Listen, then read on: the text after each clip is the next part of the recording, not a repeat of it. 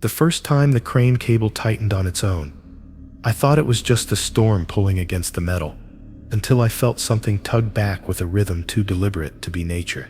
Working on a silent offshore platform already feels wrong, but the 11 rules they handed me on my first night made it clear the danger wasn't above the water, it was waiting below it. I remember the first time I broke one of the rules, and how quickly things spiraled after that. I'm telling this now because something new is rising to the surface, and I don't know if the next lift will be my last. The first night I stood alone in the crane cabin, I kept repeating Rule 1. Never lift anything from the water unless the spotlight shows it clearly, not because I believed in it, but because the older crew repeated it with a fear that didn't match their rough, weathered faces. The ocean below the platform looked almost peaceful, but everyone warned me that calm water was the worst sign. The spotlight mounted above the crane's arm flickered every time the wind shifted, forming strange shapes across the rolling surface of the waves. I told myself the rules were just superstitions from exhausted men stuck too long at sea, but even then, I felt that quiet, restless pressure in the air that made me understand why the spotlight mattered. Nothing on this platform was ever truly visible, unless that beam carved it out of the darkness. From the crane cabin's height, the platform felt like a floating skeleton, all metal ribs and rattling beams stretching into the dark water.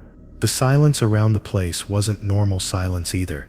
It wasn't the peaceful kind you get on calm seas, but something heavier, like the entire ocean was listening. I leaned forward and pressed my palm against the glass as the spotlight shimmered weakly across the surface below, trying to see what I might be lowering the hook into. My trainer, a man named Holt, had told me stories about nights when something brushed the cable, and I couldn't tell if he was joking or trying to scare me. The quiet had a weight that made the stories feel more like warnings than jokes. When the alarm chimed for the scheduled test lift, I grabbed the controls and felt the crane shift under my hands, the gears humming as the line descended into the black water. The beam of the spotlight jittered again, painting only broken glimpses of the surface. A wave rose up, curling high enough to touch the edge of the spotlight's circle, and for a moment I thought I saw something beneath the surface, a pale line or maybe a reflection. The hook dipped into the dark, disappearing quickly as the depth swallowed it. I waited for tension in the cable, waiting for the platform to creak or some normal mechanical rhythm to settle in. But instead, everything went still for several seconds longer than felt right. The seas around the platform were restless, yet the line hung in a perfect vertical stillness as though held from below. When the tension finally returned, it was sharp and sudden, like someone yanking the cable instead of a weight attaching to it naturally. I gripped the controls reflexively, steadying the arm as the force pulled harder. The spotlight flickered again, dimming at the edges, and I leaned forward instinctively, trying to catch a glimpse of what the cable had caught. Holt had warned me about moments like this, moments when the pull didn't feel like a crate or an equipment pod, but something else entirely. I wanted to call for him, but the cabin radio crackled in a way that made me feel like speaking would draw too much attention. The beam of the spotlight steadied suddenly, and for a second I could see a faint shimmer below, something smooth reflecting back at me. I swallowed and began lifting, but the weight moved strangely, not dragging through water like something solid, but shifting almost like fabric catching the current. As the crane arm lifted, the cable twitched, not in the chaotic way a crate might wobble, but in short, odd pulses that went against the pull of the water. My hand hesitated on the control lever as the hook neared the surface, and for a moment I thought about stepping back to get Holt. But the silence around the platform felt deeper now, as if the entire place was waiting to see whether I'd break the rule everyone repeated to me. My eyes fixed on the spotlight beam as it trembled again, narrowing along the water until I could barely see anything clearly at all. The hook rose through the surface, dragging something behind it that glimmered faintly like wet leather, though it moved too fluidly to be material. I leaned in closer, almost pressing my forehead against the glass, trying to make sense of its shape. Before I could, the spotlight blinked out completely for a single heartbeat, plunging everything into pure darkness. When it snapped back on, Whatever was beneath the surface had let go, and the hook came up clean, dripping and swaying slightly. My breath hitched, and I realized I'd been gripping the lever so tightly that my hand had gone numb. A faint ripple spread across the water where the thing had let go, expanding outward in a perfect circle. Circles don't form in rough water like that, and I found myself staring as the ripple vanished without a trace.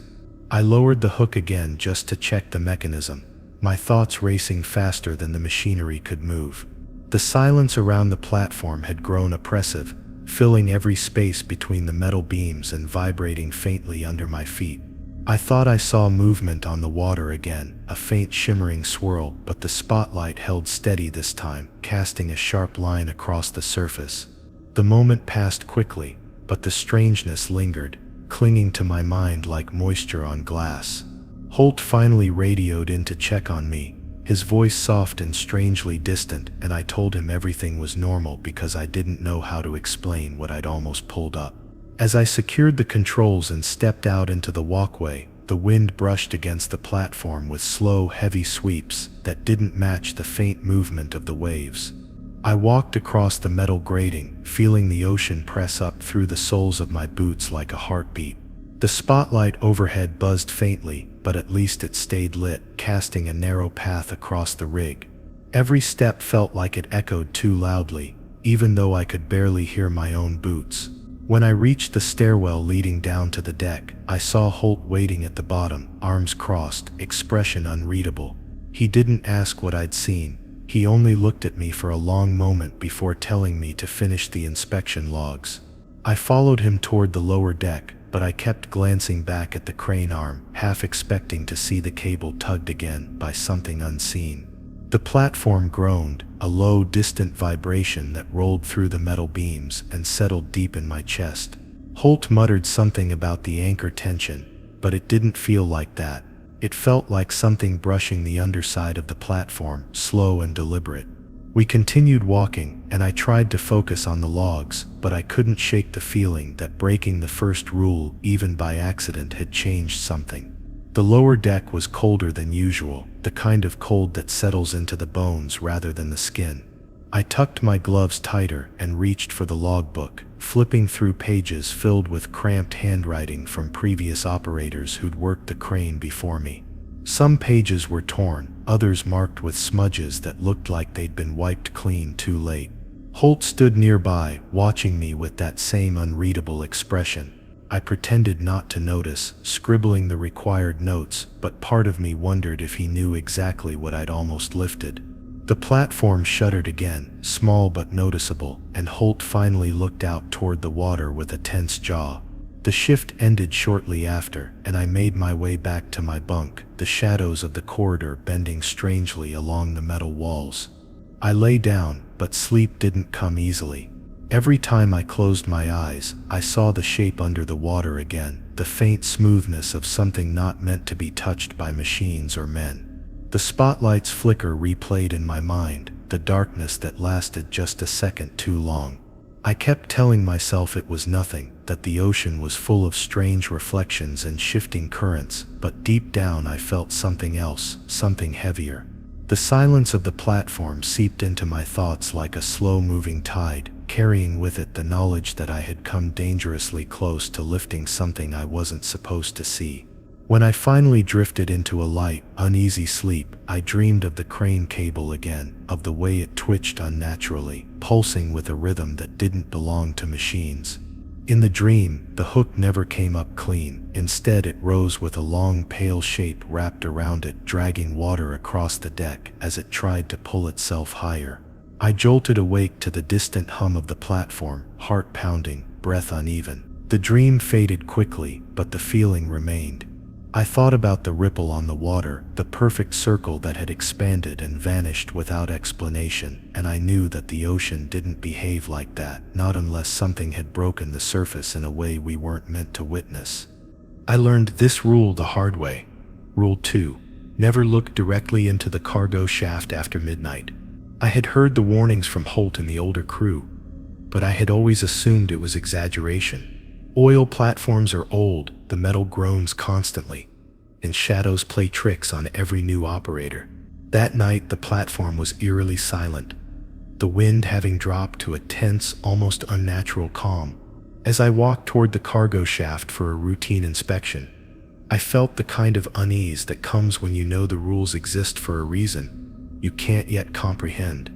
I paused just outside the hatch, staring into the darkness below, trying to convince myself it was only empty space waiting for the storm to return. The shaft was a vertical tunnel, descending into a blackness so absolute that even the platform lights couldn't penetrate more than a few meters. Normally, the ocean's reflection would dance faintly on the steel walls, but tonight nothing moved. No water, no fish, no glimmer of life. I thought I saw my own reflection for a moment, but the eyes staring back weren't mine. They were darker, wider, almost waiting. My breath caught as I remembered the first warning Holt had given me. Even the slightest glance after midnight could invite attention from something lurking in the depths. I felt that warning creep into my chest like a heavy wave, pressing me against the cold metal grating of the walkway. I stepped back instinctively, trying to shake the feeling, but curiosity rooted me to the spot. The elevator system near the shaft hummed faintly, even though it was powered down, as if acknowledging my presence. I looked away for a second, trying to steady my nerves, but the shaft's darkness seemed to shift subtly, as though it had its own awareness. I could feel it studying me, a silent observer that mirrored my movements in tiny, almost imperceptible delays. Every rational thought I had, every explanation about shadows and old metal, vanished under the weight of instinctive fear. It wasn't the darkness itself that was dangerous. It was what the darkness held, just beyond human perception.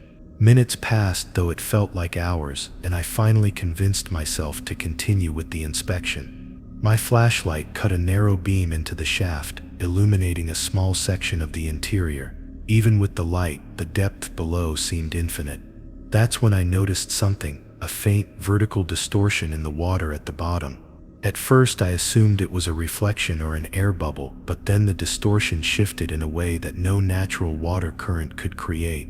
The cable lines of the cargo lift swayed slightly, though the wind was still, and I realized that the shaft wasn't just a hollow metal tunnel anymore. It had a presence, responding to my gaze, aware of my every hesitant movement. I wanted to call Holt for backup, but the radio crackled faintly and went dead before I could speak. I swallowed hard, gripping the railing as my flashlight's beam wavered with my trembling hand. The distortion at the bottom of the shaft grew clearer, forming a shape that seemed to rise slowly, not swimming, but floating, as if the water itself carried it upward. My stomach twisted as I recognized a human-like outline, delayed slightly, moving exactly one beat behind my own actions. The rational part of my mind screamed that it was impossible, there shouldn't be anyone there, but the instinctive part of me understood that the rule existed for a reason. It was a predator of awareness, and I had already been noticed. I took a cautious step back, but my foot caught the edge of the platform, and I stumbled slightly. In that moment, the shape reacted, tilting slightly toward me, mimicking my movement with eerie precision. It wasn't hostility yet, just recognition, a subtle and unsettling acknowledgement that I had violated the rule. I thought of the nights Holt had told stories, the crew members who had gone missing after daring to glance too long. The shaft didn't just conceal danger, it learned from those who broke the rules, watching and adapting. My rational mind clung to disbelief, but every fiber of my body told me that I had crossed a threshold no one should ever approach. As the seconds stretched, the water at the bottom of the shaft rippled faintly, moving against the natural current. My flashlight flickered, and I swore I could see a face, or something approximating a face, emerge from the depths. Its features were smooth, featureless in the dark, yet somehow recognizable, like a delayed mirror of my own expressions. I blinked, trying to shake my eyes, and when I looked back, it was gone. But the unease lingered, a cold pressure in the pit of my stomach that told me the shape had only withdrawn temporarily.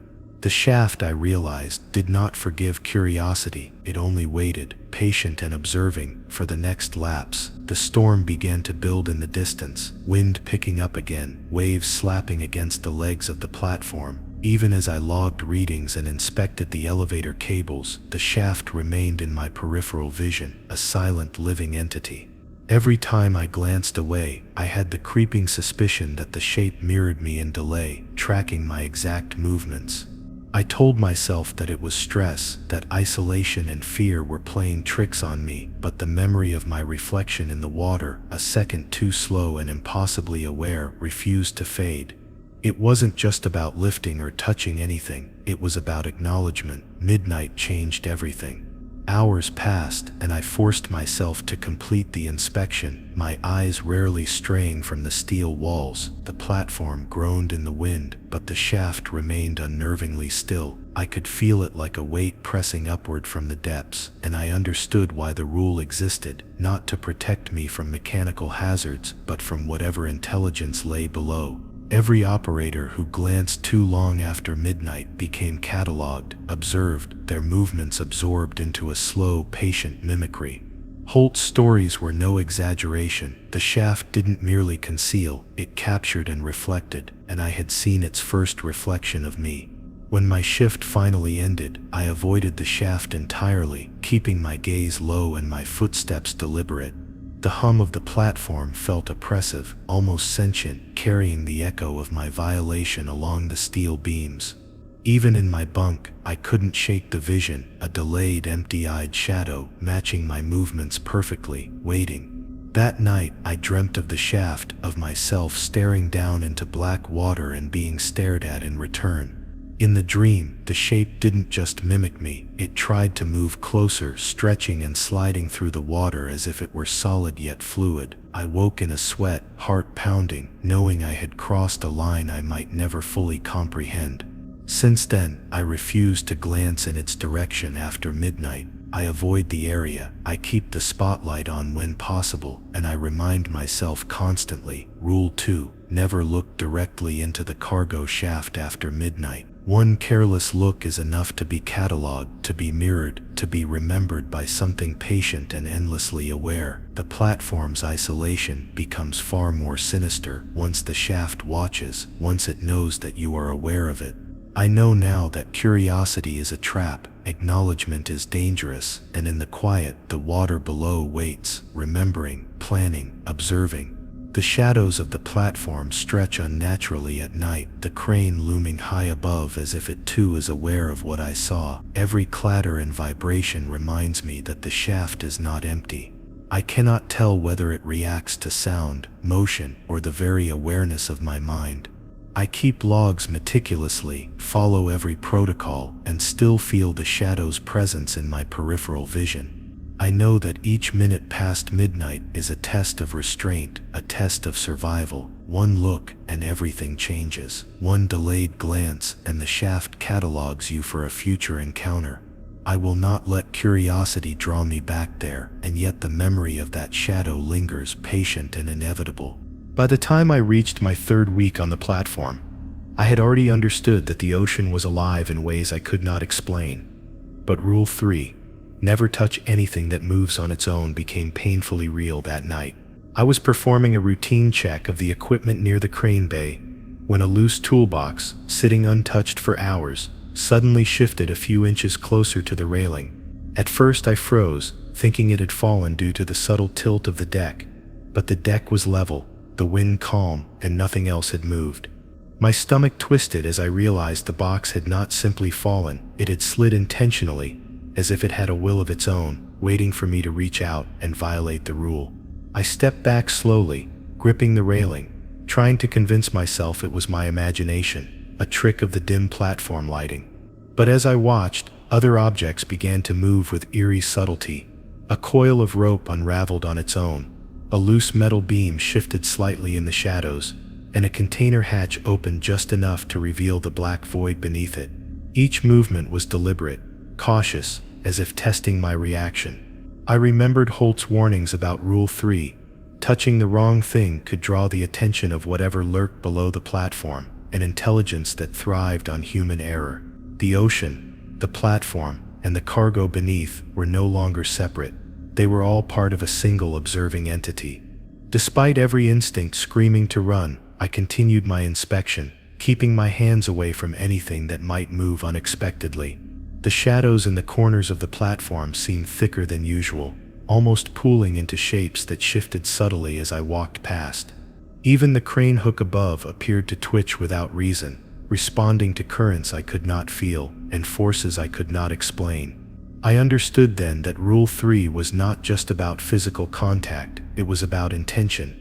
To touch the wrong object was to acknowledge the presence of the platform's unseen observer, inviting consequences that were immediate and unavoidable. As I cautiously approached the maintenance hatch leading to the lower deck, I noticed the shadows lengthening unnaturally across the floor. A tool chest that had been stationary for weeks now seemed to slide slightly, aligning itself perfectly with my path. My hands trembled as I forced myself not to reach out. I whispered under my breath, reminding myself of Rule 3, telling myself that I had to resist.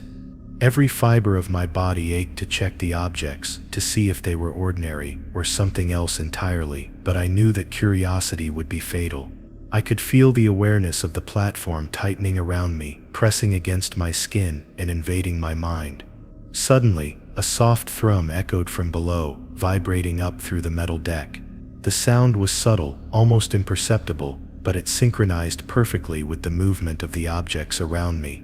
It was as though the platform itself was alive, responding to my every hesitation. I stepped back instinctively, and the toolbox jumped slightly, a deliberate reminder that it knew I had noticed it. The feeling of being observed became overwhelming, an invisible weight that pressed against my shoulders and made it hard to breathe. I realized that this was the essence of Rule 3. Everything that moved on its own was testing me, gauging my attention, measuring my fear. Hours seemed to pass as I navigated the crane bay with meticulous care, avoiding anything that might draw the attention of the moving objects. Each step had to be calculated, each glance had to be deliberate. The platform creaked and groaned as if it were breathing around me, but the movement of objects remained independent of any natural cause. I could no longer tell which were affected by wind, water, or gravity, and which were moved by the intelligence lurking beneath the surface. The deeper I went into the platform, the more I felt that I was trespassing in a space that was alive in ways I could not understand. By the time I reached the observation deck, overlooking the open water, I was on edge, every nerve stretched taut. A small crate slid gently across the floor toward me, stopping abruptly a foot away from my boots. My pulse hammered in my chest as I reminded myself silently of Rule 3. I did not move my hands, nor did I acknowledge the crate further, but I could feel its presence, its awareness, like a predator circling its prey. It was testing my restraint, confirming that I understood the rules. The night air was cold, and I could hear the faint, rhythmic pulse of the ocean against the platform legs, a slow heartbeat that seemed to sync with the movement of the objects around me. At some point, fatigue overtook me, but I could not rest. I watched as even heavier equipment shifted slightly in response to my focus. The crane hook above the water moved in a subtle, almost imperceptible sway, despite the wind being perfectly calm. My mind raced, trying to rationalize every twitch, every slide, every vibration. But logic failed against the rule. The platform and the objects on it existed in a system I could not understand. Touching something that moved on its own was not a simple violation, it was an invitation. I felt as if I were balancing on the edge of an unseen cliff, knowing that a single misstep would trigger consequences beyond comprehension.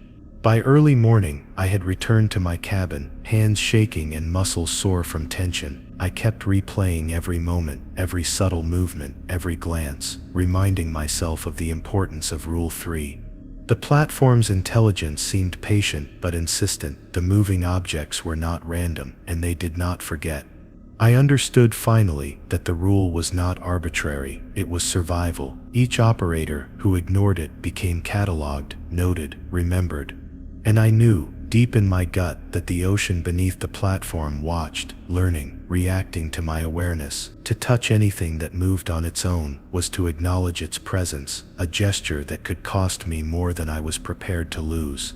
That night, as I lay in my bunk, sleep barely coming, I dreamt of the moving objects multiplying. Crates, tools, hooks, even shadows began shifting and stretching toward me, each movement synchronized and purposeful. The water below seemed to pulse in time with the sliding equipment. I woke in a sweat, heart racing, knowing that I had glimpsed a fraction of the intelligence that Rule 3 sought to protect me from.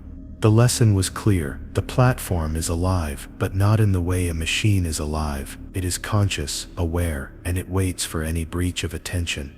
Never touching anything that moves on its own is not just a precaution, it is a matter of survival.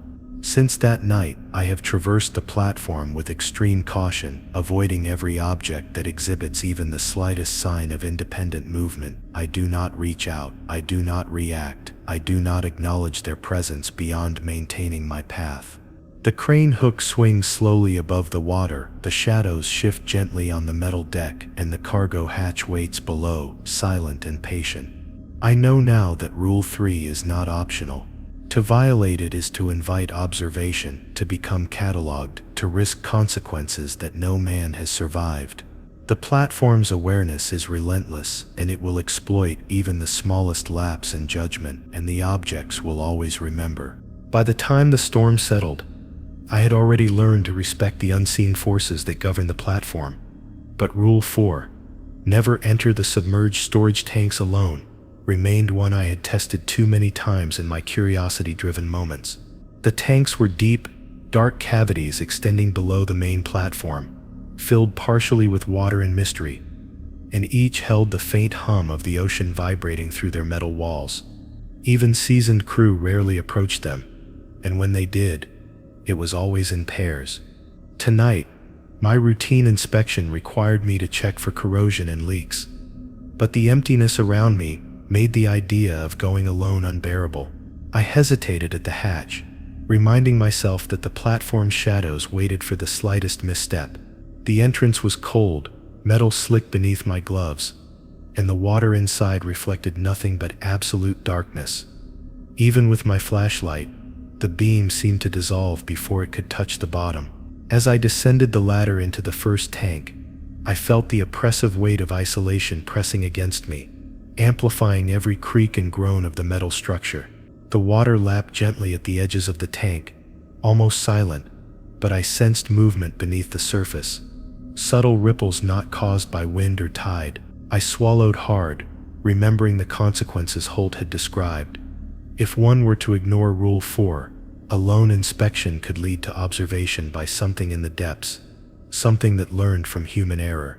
I had barely reached the midpoint of the ladder when I noticed a faint shimmer far below, an unnatural glint in the water that shouldn't have been there. My flashlight flickered slightly, and for a heartbeat, I thought I glimpsed a figure submerged, watching my every move. I froze, gripping the ladder tightly, telling myself it was a reflection or an oil streak. But the figure moved in perfect rhythm with my hesitation, shifting deliberately, as if it mirrored my every thought. I remembered Rule 4 again, in the pit of my mind, warning me that entering the tanks alone was not a matter of protocol, but survival. The moment of recognition between human and entity felt like a trap snapping shut. I continued downward cautiously, feeling the ladder vibrate under my weight, though the structure itself was stable. The deeper I went, the denser the water seemed, almost resisting my descent. My flashlight barely penetrated the murky liquid, but I could sense something massive moving beneath, something that watched silently. Objects from previous inspections, tools, equipment, even crates, floated unnaturally, their movements precise and deliberate. Every instinct told me to retreat, but I needed to finish my inspection. One wrong step here could alert whatever lurked below to my presence, and Rule 4 made it clear that no man should test the tanks alone. At the base of the ladder, the water stretched out in darkness, a seemingly infinite black pool that defied light and depth. I carefully stepped onto the submerged floor, feeling the water's pull against my boots, and shivered despite my heavy gear. The tanks were not empty. They contained shapes that shifted just beyond the edge of visibility, and each subtle movement seemed intentional. I could sense the presence of something ancient and calculating, something that had adapted to the platform, observing every human who dared enter. Rule 4 was not arbitrary. It was designed to keep the lonely and curious from becoming prey to the platform's concealed intelligence. As I waded through the shallow water, my flashlight catching only fragments of the tank's interior, I felt a current brush my leg, though the water was perfectly still. A crate that had been submerged months ago seemed to rise slightly, tilting on its own, as if testing my reaction. My chest tightened, and I reminded myself silently of Rule 4. One glance, one touch, one mistake, and the platform would remember me. The presence beneath the surface seemed to mimic human hesitation, learning from the way I navigated the water and floor. I realized the tanks were not just storage, they were observatories, measuring human behavior in minute detail. I moved cautiously toward the inspection point, cataloging corrosion along the walls and checking valves for leaks. Every sound, every ripple of water, every vibration under my boots seemed amplified. I kept my flashlight fixed on the wall ahead, deliberately ignoring the darker corners where shadows pooled unnaturally. The deeper I walked, the more I sensed something moving independently. A subtle sway in crates, a glint in the water that vanished when I tried to focus. Rule 4 echoed in my mind: never enter alone. This was not about fear, it was about survival. Observing alone made you vulnerable, and I could feel the intelligence learning from my precise, cautious movements. Hours passed like minutes as I made my inspection, and fatigue pressed against me. The water felt colder, heavier, and the shadows seemed to thicken in response to my focus. I reached the far side of the tank, where the deepest corroded pipes were located, and a faint shape flickered under the water, barely visible but undeniably present. My breath caught, and I froze, holding the flashlight steady, while every instinct screamed to retreat. I knew the presence was measuring me, aware of my thoughts, my hesitation, my curiosity. Rule 4 had been drilled into my head for this very reason.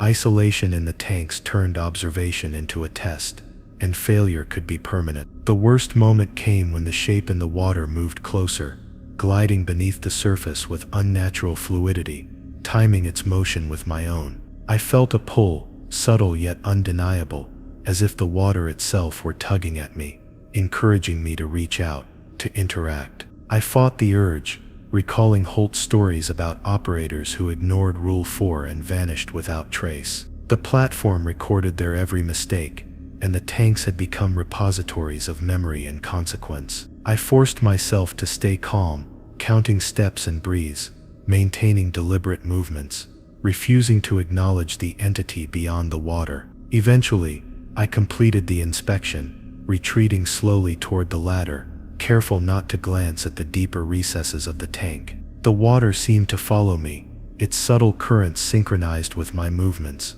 almost sentient. I climbed the ladder with deliberate slowness, maintaining silence, every muscle tense with awareness. Upon reaching the hatch, I paused briefly, glancing at the surface, and felt the lingering presence beneath me, patient and watchful. I knew then that Rule 4 was not merely precautionary, it was survival. Alone, one could never resist the intelligence hiding in the water. Once back on the main deck, I recorded the inspection in the logs with precision, but my hands trembled slightly. Every glance back toward the hatch reminded me of the presence below, the intelligence that had cataloged my behavior, learned my timing, and observed my restraint. I understood now that the submerged tanks were not passive storage, they were testing grounds, and I had passed barely. Every operator who entered alone became known, observed and remembered. The platform's intelligence was patient,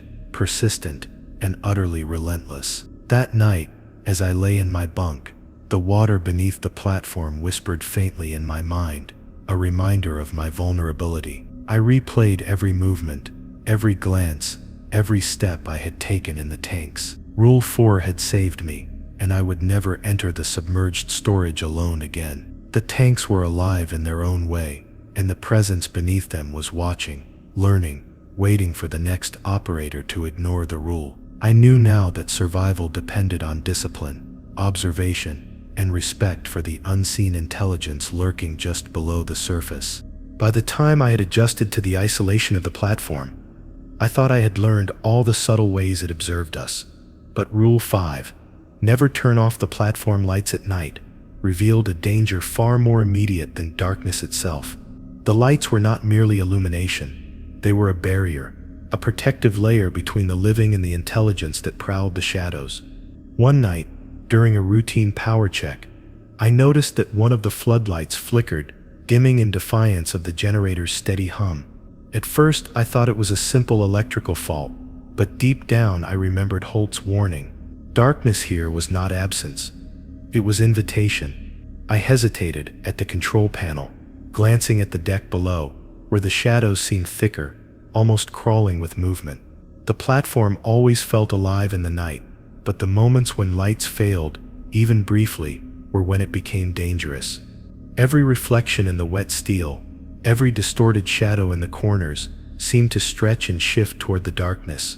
I reminded myself of Rule 5, forcing my hands to stay steady on the switches and ensuring the generator and emergency lights were fully functional. Turning off the lights was more than a minor mistake. It was a breach of survival protocol. As I patrolled the main deck, the wind had picked up again, and the ocean slammed against the platform legs with a slow, powerful rhythm. The shadows between the lights seemed to expand with each wave, and I noticed crates and equipment subtly shifting in ways I had come to associate with observation. A small hatch door near the crane moved slightly, as if someone or something had nudged it. I froze for a moment, my breath tight in my chest. The platform's intelligence was patient, watching for every lapse in vigilance. Rule 5 was not about visibility. It was about presence. Darkness gave the observer freedom to approach, to manipulate, to remind me why the rules existed. Hours into my night shift, the situation escalated. One of the main deck floodlights failed completely, plunging a large section into darkness. I moved cautiously toward the control panel, trying to restore it without stepping into the blackened zone. But even as I flicked the switches, the darkness seemed to pulse in response, spreading unnaturally. I caught a movement at the edge of my vision, a crate sliding across the wet deck with no current, no wind, nothing to justify the motion. My pulse quickened. I realized then that the platform was alive, and that the lights were the boundary between safety and observation. One moment of darkness could be enough for the intelligence to act. I carefully restored the light, but even then, I felt the oppressive weight of being watched. Shadows retreated from the illuminated areas, but seemed to cling to the edges, almost as if they had been waiting for the darkness to grow. Every object that had moved in Rule 3, the crates, the toolbox, even the crane hook, seemed more alert, as if sensing the threat posed by light and dark. My flashlight felt like a weak replacement. The platform's lights were essential to survival. Turning them off would have been tantamount to stepping into the predator's lair unprotected. I reminded myself again, Rule 5 was not a suggestion, it was a commandment. The rest of the night passed with a tense rhythm. I monitored every floodlight, double-checked the emergency backups, and moved cautiously, avoiding areas that were ever so slightly dimmer than the rest. The ocean beyond the platform seemed to hum in tandem with the generator, vibrating through the metal floors in waves that echoed the pulsing awareness of the platform. I realized that the intelligence below and around us had learned how to exploit even the smallest failures in lighting. Darkness became a tool, a way for the observer to isolate operators from each other, to test their reactions, to remind them that the rules were survival mechanisms, not guidelines. At one point, a shadow shifted across the floodlit deck, moving unnaturally fast, almost skipping from one illuminated patch to the next. I froze, instinctively keeping my hands on the nearest switch, reminding myself of Rule 5. The presence seemed to linger in the dark edges, testing my patience, watching for hesitation. I could feel the air thicken, heavy with tension and anticipation, as if the platform itself were holding its breath. I realized that Rule 5 was about maintaining a boundary, a constant reminder to whatever lurked in the shadows that we were aware, alert, and not to be trifled with. By early morning, I had completed a full inspection of the main deck, ensuring that every light was functioning, every backup operational. I logged every detail meticulously, knowing that even a minor oversight could become a memory for the intelligence to exploit. As I descended to my cabin, I glanced at the deck, noting the pools of light and dark, each demarcated by metal and machinery, and felt the faint invisible gaze of the platform watching my every movement. The lesson of Rule 5 was clear: the darkness was not neutral, and the lights were not convenience, they were protection. To turn them off was to surrender to observation. Even now, weeks later, I remain hyper-aware of lighting across the platform. A flicker or dim spot can set my nerves on edge. I avoid isolated areas, always ensuring light covers my path, and I keep the emergency switches in mind at all times. Rule 5 has become instinctual, a mantra repeated silently whenever I walk the deck at night. Darkness is not merely absence here, it is invitation, and the platform waits patiently for those who underestimate the importance of light. Observing, learning, and testing, it reminds every operator of the stakes. Survival is contingent upon vigilance, and vigilance requires illumination. That night, and every night since, I've walked the illuminated paths with deliberate caution, my eyes scanning the edges of light for movement, for reflection, for any indication of awareness. Shadows linger, yes, but they cannot cross the boundary of light if I am careful. Rule 5 is simple but absolute: never turn off the lights. The platform's intelligence will exploit any lapse, using darkness as a conduit to study, manipulate, and possibly eliminate those who disobey. Survival depends on awareness, discipline, and respect for the rules. And I have learned, the hard way, that even a single second of darkness can be enough to change everything. By the time I reached the midpoint of my deployment, I had come to respect the platform's silent intelligence.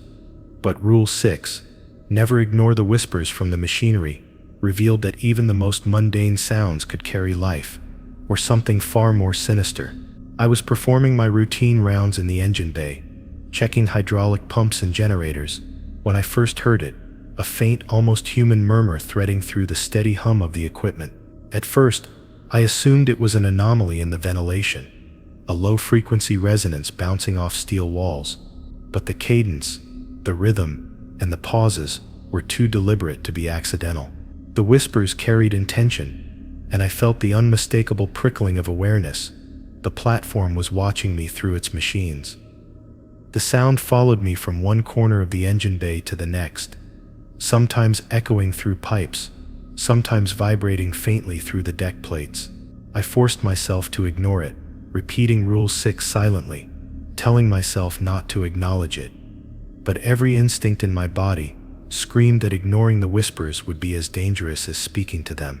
The machinery, the cables, the hydraulic pumps, they were extensions of the platform's consciousness, tools to observe, test, and manipulate.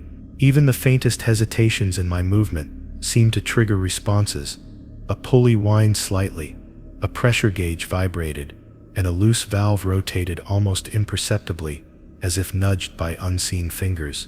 I crouched beside a generator, notebook in hand, pretending to jot down readings, but my ears strained to catch every subtle modulation of the hum. One of the conduit lines pulsed, not with current, but with rhythm, mimicking the cadence of my own breathing. I froze, heart hammering, realizing that the whispering wasn't just sound, it was feedback, almost like the machinery was mirroring my presence, measuring my reactions. Rule 6 echoed in my mind again. To ignore the whispers was to invite scrutiny. The platform had no patience for oversight. Every operator who dismissed even the faintest anomaly became cataloged and observed in ways that were slow, subtle, and terrifying. Hours passed, though time felt elastic in that engine bay. The whispers grew louder in cadence, forming patterns that I could not decode. I tried speaking quietly, testing whether acknowledgement would reduce the effect, but it had the opposite impact. The machinery seemed to respond, pulsing and vibrating in rhythm with my words, as if listening, as if learning. I realized that the whispers were not accidental. They were deliberate communications, warnings, or perhaps tests. The platform's intelligence could use sound, vibration, and motioned to manipulate its human operators, and ignoring the whispers, risked drawing its attention in ways that would be impossible to predict or escape. I moved cautiously toward the rear of the engine bay, monitoring the cables and valves that connected every major piece of equipment. A slight vibration ran along the floor, subtle but unmistakable, synchronized with the whispers. I froze mid-step, my flashlight beam trembling, my mind racing. The platform had become a single organism, metal, water, cables, and intelligence, all fused together. The whispers weren't just ambient noise, they were a diagnostic, measuring my attention, testing my patience, observing my every hesitation. To ignore them was to become blind to the platform's awareness, leaving me vulnerable to whatever lurked beneath the surface. One of the older crew members, Harris, had warned me about nights like this, saying, "The platform talks, and it notices when you stop listening." I had assumed he meant mechanical oddities, minor vibrations, or creaking steel. Now I understood, he meant actual communication, a subtle, almost imperceptible voice threading through the machinery, one that tested resolve, patience, and fear. I kept my hands steady on the tools and avoided unnecessary movement, knowing that every twitch, every reflexive glance, could be mirrored and remembered. The whispers grew more insistent, forming patterns that seemed to anticipate my next action, warning me that nothing in this environment was random. The most unnerving moment came when I paused near a hydraulic pump that had begun to hum slightly louder than usual. The murmur formed words, or at least the semblance of words, phrases that I couldn't fully comprehend but which felt deeply personal. The sound echoed through the metal walls, wrapping around me like a living entity. I realized then that ignoring the whispers wasn't simply about denial, it was about survival. The platform, through its machinery, could manipulate perception, distort reality, and if given the chance, isolate a single operator from the safety of observation and light. By the time my shift ended, I was exhausted and hyper-aware of every creak, hum, and subtle vibration. I logged my readings meticulously, careful not to allow the machinery's whispering to distract me from precise measurement. Even while walking toward my bunk, I could hear faint echoes through the deck plates, patterns that mirrored my footsteps and breathing. I knew that Rule 6 was not a suggestion, it was a directive born of survival, a reminder that the platform itself was a conscious entity, capable of observation through sound, vibration, and the subtle movements of its components. To ignore it was to invite scrutiny and potentially disaster. That night, as I lay awake in my cabin, the hum of the generator seemed louder than usual, threading through the walls and floor. My mind replayed every subtle movement, every pattern, every whisper I had heard. I realized that the platform used sound as both warning and weapon, manipulating perception and forcing operators to remain vigilant at all times. The whispers had a rhythm, a patience, and an intelligence that felt almost alive, and I understood that ignoring them even for a moment could allow observation to become predation. Rule 6 had become an instinct, silently guiding my attention, ensuring that I never ceased listening. Since then, I never moved through the platform without listening. Even minor creaks, vibrations, and murmurs are monitored, analyzed, and cataloged in my mind. The platform's machinery communicates, and ignoring it is deadly. Every operator who dismisses the subtle signals risks becoming a lesson, a memory within the intelligence that runs through the steel and water. I have learned, painfully, that survival here depends on acknowledgement, patience, and discipline. The whispers are never harmless, they are the platform's way of testing, observing, and controlling, and they never forget. Weeks into my rotation, I had become painfully aware of the platform's sentience, its rules, and the consequences of breaking them. But Rule 7, never approach the Mariana Trench section of the platform alone, was the one I had dreaded most. The trench section was a remote extension, a jagged edge where the platform hovered directly above the Mariana Trench's darkest depths. Even in daylight, the black water below seemed to pull light away, and at night it was an abyss that swallowed everything. Holt had warned me repeatedly that even the strongest operator should never approach this section alone. Yet curiosity, compounded by necessity, drove me there during a night inspection, heart pounding as I remembered the past rules and their lessons. The walkway leading to the trench section was narrow, metal grates suspended over the void, creaking faintly under my weight. The ocean beneath was a black mirror, reflecting none of the platform's lights, absorbing everything. I kept my flashlight pointed downward, scanning the edges, and felt the oppressive gravity of the abyss pull at my chest. Shadows seemed to twist unnaturally along the sides, forming shapes that were almost humanoid, almost sentient. I reminded myself silently of Rule 7, gripping the railing with both hands, telling myself to stay calm, to stay aware. Approaching this section alone was not just dangerous, it was a direct challenge to the intelligence that ran through the platform and the trench below. As I stepped closer to the Mariana Trench section, the platform's usual hum seemed to shift, deepening into something heavier, almost alive. Every vibration in the deck, every subtle shift in the metal beams, seemed exaggerated, resonating through my bones. I could feel the water below, immense and patient, like a living entity, responding to my approach. Objects along the walkway moved imperceptibly, crates shifting slightly, railings vibrating, almost nudging me forward. The presence of the trench beneath transformed the platform into a predator and me into its prey. The further I went, the more I understood that Rule 7 was about respect for a space that humans were never meant to navigate alone. The air became colder as I reached the midpoint of the trench section, and the darkness below swallowed my flashlight's beam almost instantly. I froze, hearing a subtle splash, though the water was calm. A ripple spread out in perfect symmetry, as if something massive had shifted beneath the surface, moving with intention. My pulse accelerated, and I reminded myself again of Rule 7. Approaching alone was foolish.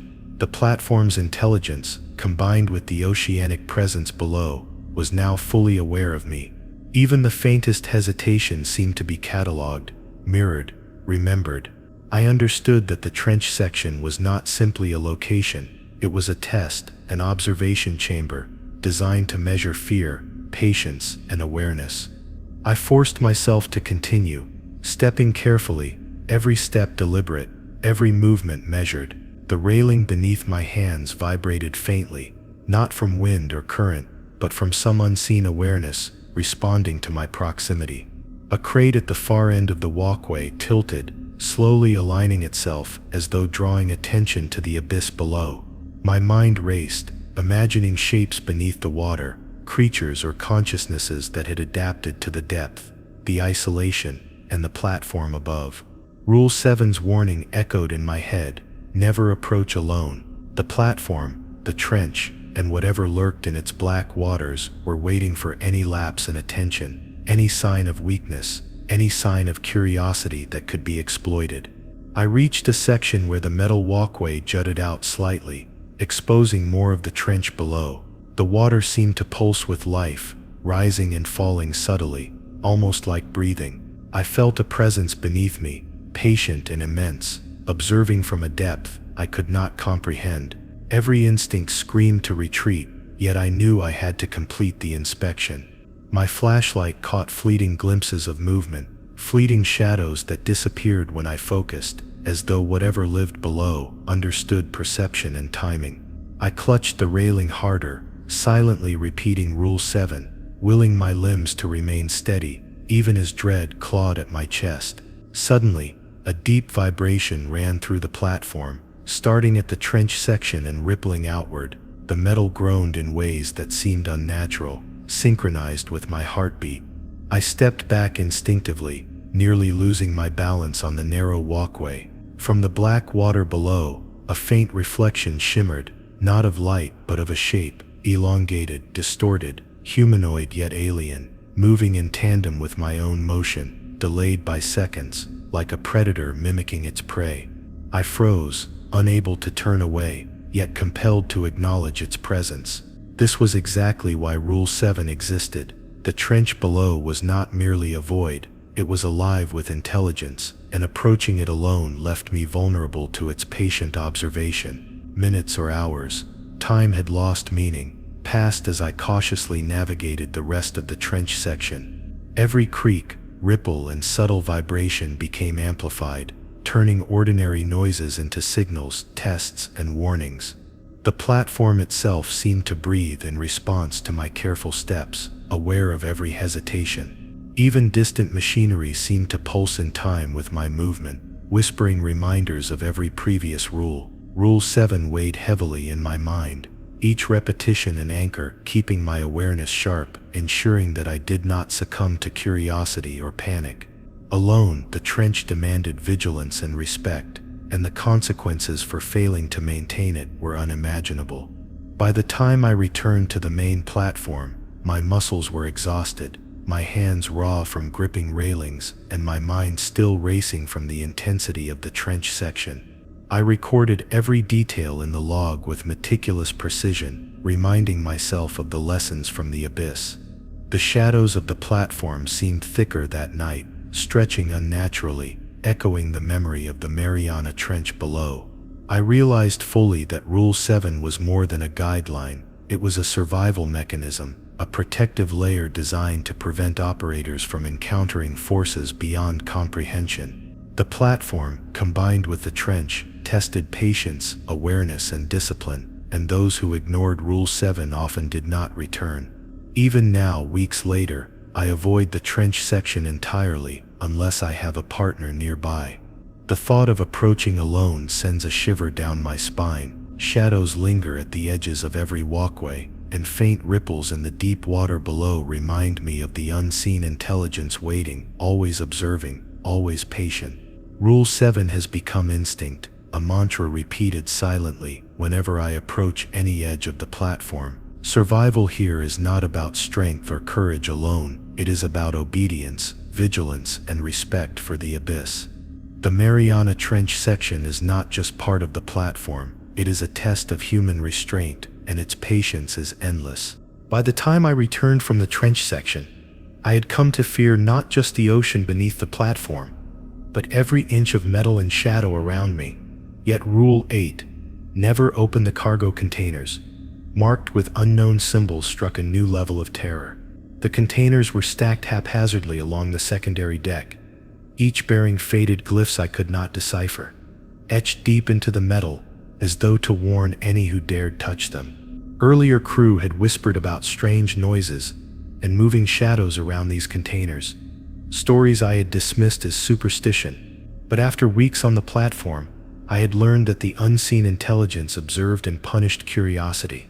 The symbols were not decoration, they were boundaries, and I was acutely aware that violating Rule 8 could awaken something far beyond comprehension. The first container I approached had scratches along its edges, faint but deliberate, like fingerprints left by unseen hands.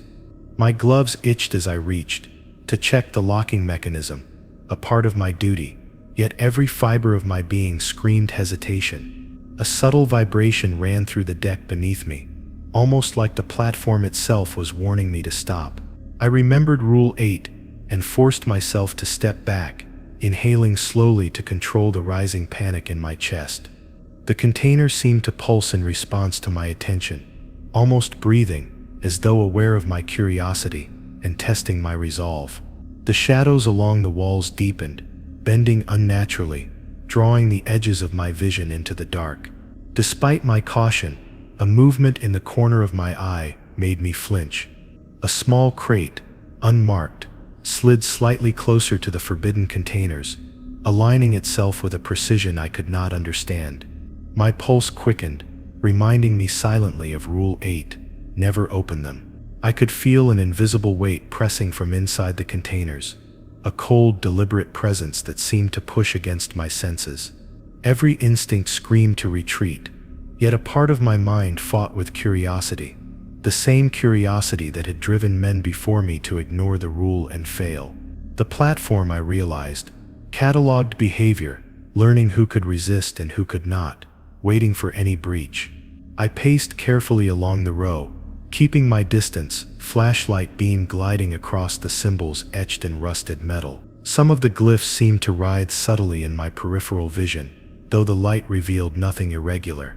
The vibration beneath my feet intensified as I moved, almost like a heartbeat syncing with my own.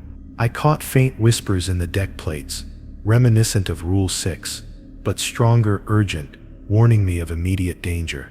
The containers exuded a presence that was both patient and predatory, and I understood now that Rule 8 was an extension of the platform's intelligence. To violate it was not simply risky. It was a direct invitation to observation and possible annihilation. Hours passed as I continued my rounds, deliberately avoiding the marked containers, yet every movement seemed to stir them subtly. A crate at the far end tipped slightly, then slid a few inches as if measuring my reaction. I froze, gripping the railing, telling myself again of Rule 8. Even shadows along the walls seemed alive, twisting and elongating with an intelligence I could feel pressing at the edges of my perception. The platform, combined with the abyss below, had turned every object into a test. I could feel eyes in the darkness, focusing, calculating, learning. Every step I took was observed, every pause a record. Obedience was my only protection. By the time I finished my inspection, I had navigated the row of containers multiple times, never touching, never opening, just observing. My flashlight reflected faint glimmers off the glyphs, revealing shapes that seemed to shift and dance ever so slightly. The deeper I looked, the more I realized that Rule 8 was not about fear of the contents, but about restraint itself.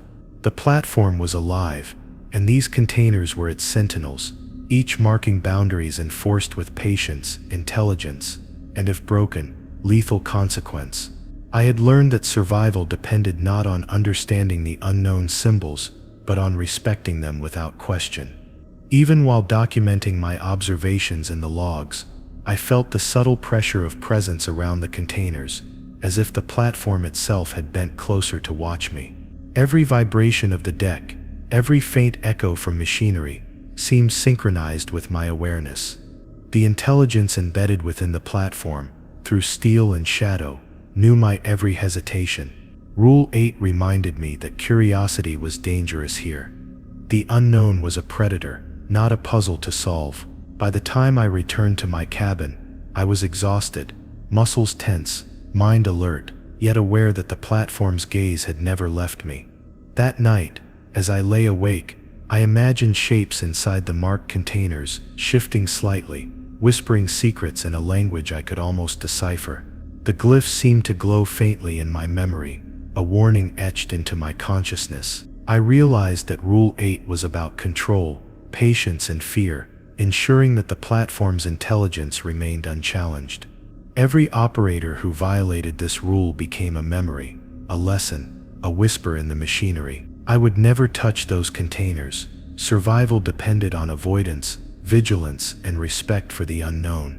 And I knew that even now the platform remembered my every glance, my every careful step, ensuring I remained obedient.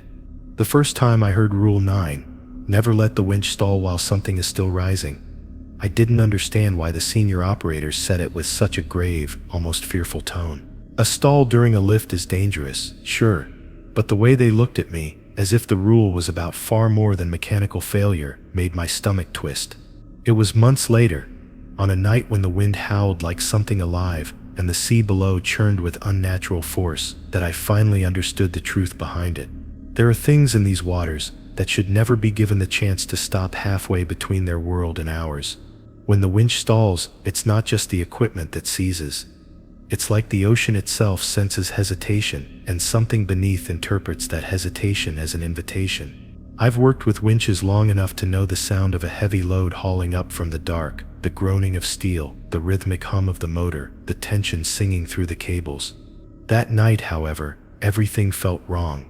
The platform shuddered with every passing wave, and the air smelled like rust, old brine, and something else, something metallic and organic at the same time. We were retrieving an object that sonar had tagged near the seafloor, a large, dense shape lodged in silt. The supervisors insisted it was fallen equipment, maybe an anchor unit or a collapsed submersible, but there was no record of anything like that going missing near our perimeter. Still, orders were orders. I locked into my harness, calibrated the crane, and began the ascent. From the moment the cable tightened, the machine vibrated with a resistance I had never felt before. It wasn't the sharp jolt of dead weight. It felt alive. The load shifted subtly, like something adjusting itself as it rose. I radioed the team, asking if sonar still saw one shape or if multiple signatures were moving. The line crackled back. Single shape, no movement. They were wrong. About 50 meters above the seafloor, the winch gave a sputter. Just one, a hiccup. But I felt it like a punch to the ribs. A stall at this depth would be catastrophic, not only mechanically, but in ways my predecessors never explained, only warned.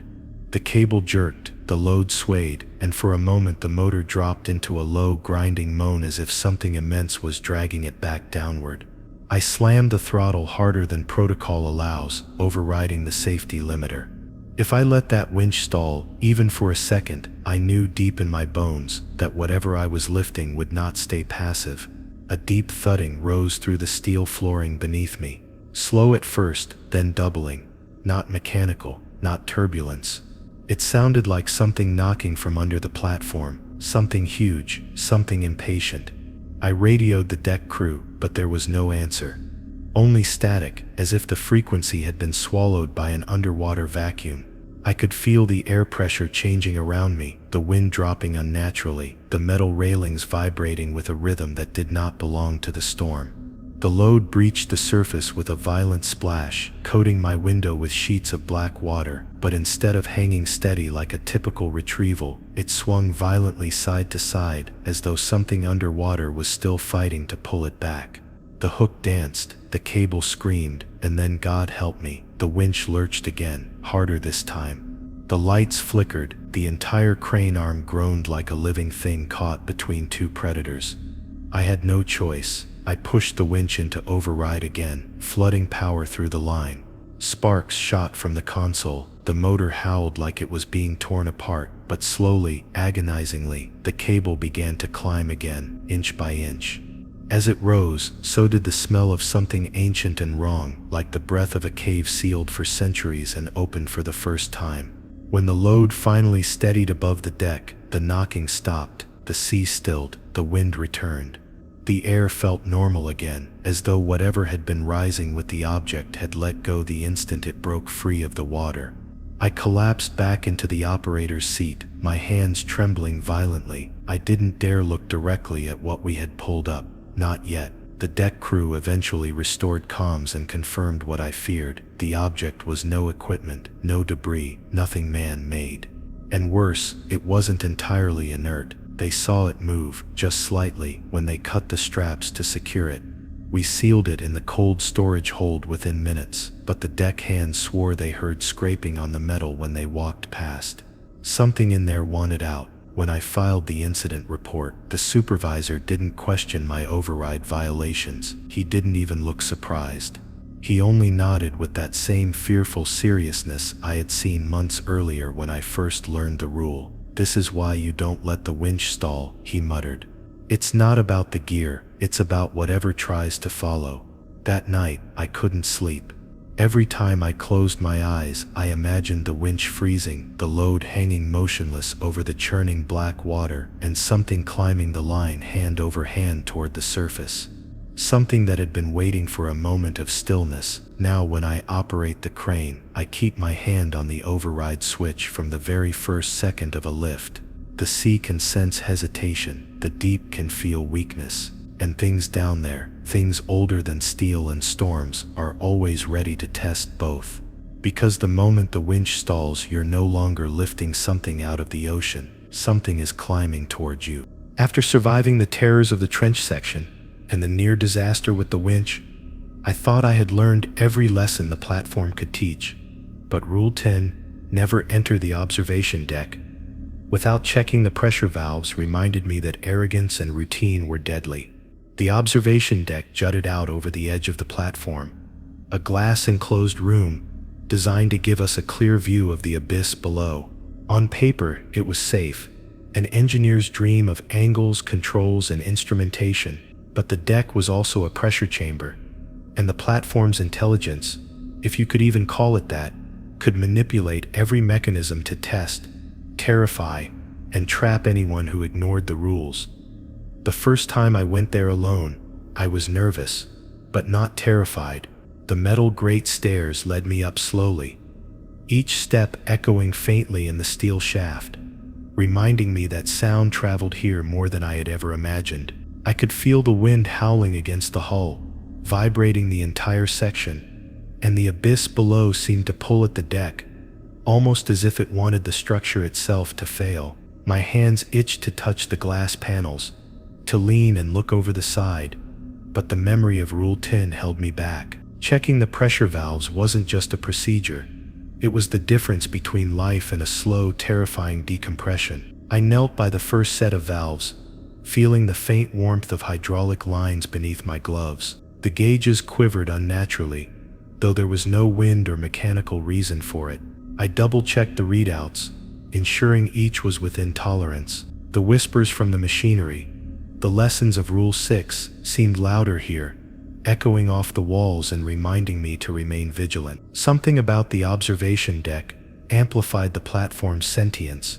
It was a place designed to test perception, awareness, and fear. I could sense the abyss below, patient, as if aware that the glass above it could trap someone foolish enough to skip the checks. Minutes passed, though the shadows of the room stretched unnaturally, bending around corners, pooling in the seams between steel and glass. I heard a faint tap behind me, too rhythmic, deliberate for the wind, but when I turned, nothing was there. My pulse raced. I reminded myself silently of Rule 10. Ignoring the valves wasn't just negligence. It invited the abyss to participate, to manipulate, to punish. The deck responded to human error in ways subtle and devastating. The slightest oversight could let air pressure fluctuate, just enough to cause panic, disorientation, or worse. I had seen the logs from previous operators, notes scratched in trembling handwriting, describing shadows moving inside the glass, and pressure readings that didn't obey physics. As I worked my way along the valves, I noticed a faint condensation forming along the inner glass panels. The droplets didn't drip down normally. They slid in impossible angles, as if moving independently, almost deliberately. My flashlight beam barely illuminated them, but the shapes behind seemed distorted, warping like they were alive. I forced myself to breathe slowly, calibrating valves with care, mindful that the smallest adjustment could trigger the platform's observation. Rule 10 was clear. This was not just about safety. It was about surviving a place that could bend physical reality when it sensed complacency. By the time I reached the end of the deck, the air felt heavier, almost viscous. I adjusted the final valve, confirming tolerances, but the tension in the room hadn't lessened. If anything, it had thickened. Shadows pooled along the corners. Objects that should have been static seemed to shift slightly, testing my attention. I caught a movement in my peripheral vision, a reflection that mimicked me, delayed by a heartbeat, as if the platform, or the abyss below, was practicing imitation. I reminded myself of Rule 10 again, swallowing my fear, focusing on precision. One misstep, one unobserved fluctuation, and the room itself could become a trap. Once all valves were checked, and the reading stabilized, I allowed myself a brief glance out the glass panels. The ocean below stretched endlessly, black and incomprehensible. The platform vibrated subtly, echoing the pulse of the abyss beneath, and for a moment, I felt as though the entire world had been reduced to the thin metal and glass that separated me from a living, breathing darkness. The whispers, the shadows, the slight distortions of reality, all reminded me that the platform's intelligence was always testing, always aware. Rule 10 was not about engineering. It was about maintaining sanity and life in a place designed to challenge both. Even as I descended the stairs and returned to the main deck, the feeling of the observation deck lingered. I knew the platform remembered every glance, every hesitation, every delay in my work. Rule 10 had saved me from errors I couldn't yet fully understand, guarding against forces that used air pressure and fear to assert dominance. Since then, I never enter that deck without methodically checking each valve, documenting readings and moving deliberately. The glass may seem like a barrier, but the abyss is patient, and the platform's sentience uses every tool at its disposal. Disobedience is punished, observation is enforced, and Rule 10 is the difference between survival and vanishing. By the time I approached the final rule, the dread of the platform and its abyssal secrets had settled into my bones. But Rule 11, never acknowledge the shape in the water beyond the platform, was unlike anything I had faced before. From the deck, the ocean stretches endlessly, black and alive, swallowing light and sound alike. Previous rules had taught me about shadows, whispers, mechanical intelligence, and the trench's pull. But this was different. Something out there in the depths watched me as I watched it, or at least I imagined it did. The warnings were clear. Looking, pointing, or even thinking about it consciously could draw it closer, and the platform would ensure that no operator escaped a lapse in discretion. That evening, I was performing a routine inspection near the edge of the crane's working zone. The wind was steady, and the lights of the platform reflected off the steel like halos. Yet beyond them, the black water seemed almost liquid void. I glimpsed a dark form below the surface, far larger than anything human-made. For a heartbeat, curiosity nearly overcame me. But I remembered Rule 11. The shape did not have to move to be dangerous. Its existence alone was a reminder of forces that could manipulate reality, warp perception, and strike with patience unmatched by human fear. My heart pounded, but I forced my gaze forward, pretending the ocean was empty. Even as I continued my rounds, I could feel it, as if the water itself vibrated with awareness. The waves shifted subtly, almost consciously, like the ocean was acknowledging my presence, while concealing the scale of what lurked beneath. Every operator before me, who had ignored Rule 11, had left traces, reports of shadows on the deck, voices murmuring over empty radios, and in some cases, disappearance. I moved methodically, pretending not to notice, because acknowledgement, even hesitation, was a breach.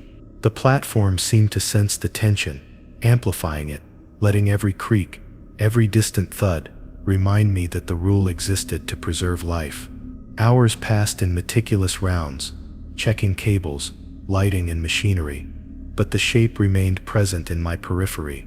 I refused to stare, refused to consider it, focusing instead on every gauge, every bolt, every subtle vibration beneath my feet. The platform responded to my compliance, but even so, the weight of unseen observation pressed down, subtle yet unrelenting. Occasionally, the water would ripple unnaturally, the surface curling as if something massive was passing just below. I reminded myself of Rule 11, swallowing panic, keeping my movements deliberate. A single glance, a single thought too conscious, could tip the balance between survival and becoming another whisper in the machinery. Later, while securing some equipment near the edge, the wind shifted sharply, carrying the brine scent of the trench and something else, something metallic, organic, alive. The shape seemed closer, larger, as if aware that my attention had faltered ever so slightly. I froze, muscles tense, resisting the impulse to acknowledge it. I reminded myself again of Rule 11, forcing my mind to catalog every procedural check I needed to complete, while deliberately avoiding the water beyond. My flashlight flickered, as though the platform itself was testing me, punishing even the slightest hesitation. Each beam of light on the steel felt like a shield against a presence I could not hope to confront. The night grew heavier, oppressive. Even the other crew, confined to their quarters, seemed haunted by subtle ripples and vibrations, some noticing faint figures moving under the waves, others hearing distant sounds that carried intelligence. I knew that the platform amplified those sensations for those close to the edge, a warning system that was also a test. Every step I took had to be calculated, every reflex suppressed, every instinct of curiosity controlled. To glance at the shape, to speculate about its form, or even to acknowledge its awareness, would break Rule 11. And if history was any guide, that was not survivable. Eventually, I descended to the lower deck, to log my observations and check the emergency backups.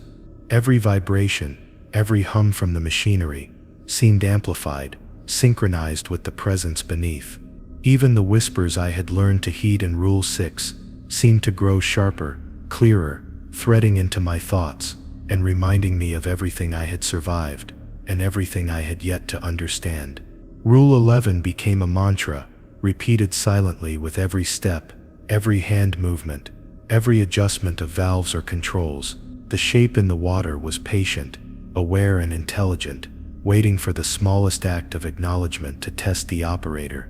By the end of my shift, I realized that Rule 11 was not just about looking or pointing, it was about acknowledging in any sense, emotionally, mentally, consciously.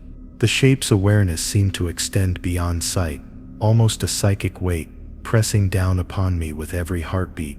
Even the platform's machinery seemed attuned to it, every cable, winch and floodlight subtly responding, almost like a symbiotic entity enforcing compliance.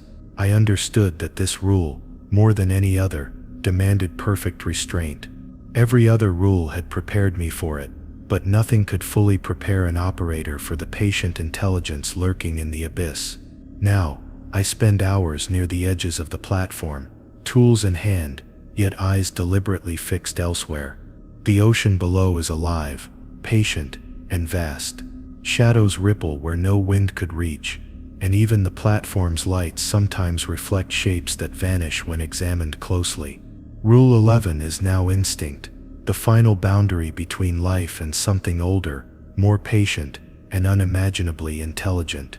The moment of acknowledgement, even a flicker of curiosity is enough for consequences I dare not fully imagine. The shape waits, endlessly, silently, beyond the platform's edge. Even now, writing this, I can feel the pull of that darkness, the weight of being watched, the awareness that I am never truly alone above the Mariana Trench. Rule 11 is survival, patience, and fear fused into one directive. And yet, sometimes I feel it moving closer, just beneath the surface, testing whether I am truly obeying. I know that the last rule has no closure, no safety, only observation, and I wish I could say, I am certain it will stay there. If you enjoyed this story, like, share, and subscribe for more.